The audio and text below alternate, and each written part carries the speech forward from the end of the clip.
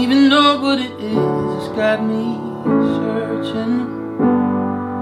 I'm hoping it's some kind of lesson I'm still learning. I can't give up now. I know there's gotta be something that'll make this all feel worth it.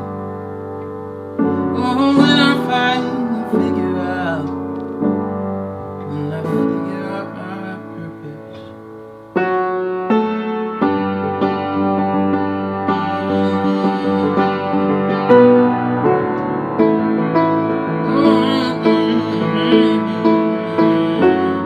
It's 2022, and life feels like a bigger question mark now than it ever has before.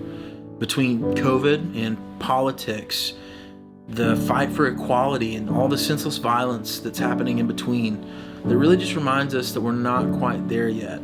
I find myself asking this question of what is the purpose? Not simply what's the purpose in all the craziness that we're experiencing, but like also what's my purpose in the grand scheme of it all. I'm a storyteller, so are the stories I'm telling worth telling? Is anybody listening to them? Are they making a difference? I can't help but think that I'm not the only person that asks this question. Whatever it is you do, I have to believe that you at some point or another have asked yourself, what is the purpose? And living in a town like Nashville, where I sit in the room with creatives and artists all the time, I hear story after story about how disheartened they feel over the fact that nothing they do or create or say seems to make any impact at all. Like none. And so for them, it makes more sense to just give up. You see, nothing's as exciting as it used to be. Nothing feels new. Nobody listens. We've just got so much noise. Does it sound familiar? Now, I'm a huge sitcom television fan. Like so much so that I flew to Boston one time just to sit at the Cheers bar in hopes of trying to feel a little bit of the magic that they created then and there. Now, whether it was Cheers or Seinfeld or Friends or The Office or whatever shows it was that we grew up and loved so much, I always had a sense of jealousy towards the people in those shows because everything they did seemed so fun. The adventures they went on, the laughter that they shared, the pranks that they pulled, it just looked so appealing, right? I ought to be able to cut my... You see, especially now in a post-COVID society, being part of something real and meaningful feels so much harder. Like, some of us haven't even gotten to go back to our offices to work yet, and the thought of one more Zoom meeting makes us want to throw our computers out the window completely. Why are you torturing me? Technology has given us an incredible ability to be more connected now than we've ever been before, and yet we are so isolated.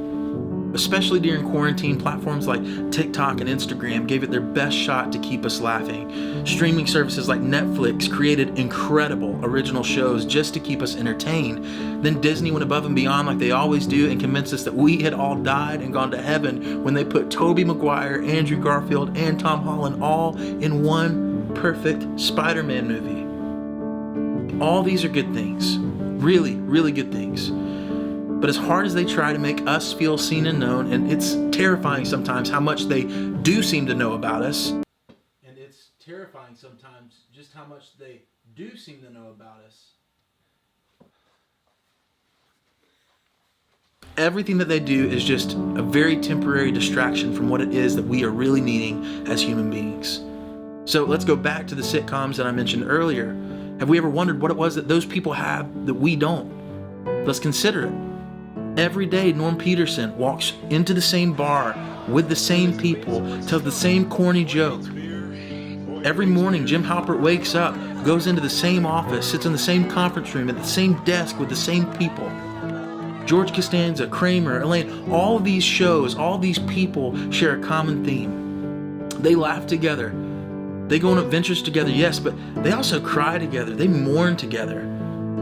They walk through really trying times together. I mean, the day Michael Scott left Dunder Mifflin, I was convinced that I was a staff member there because I shared the same emotional connection with them through the other side of my television screen. Because we as people need community. Real, authentic community.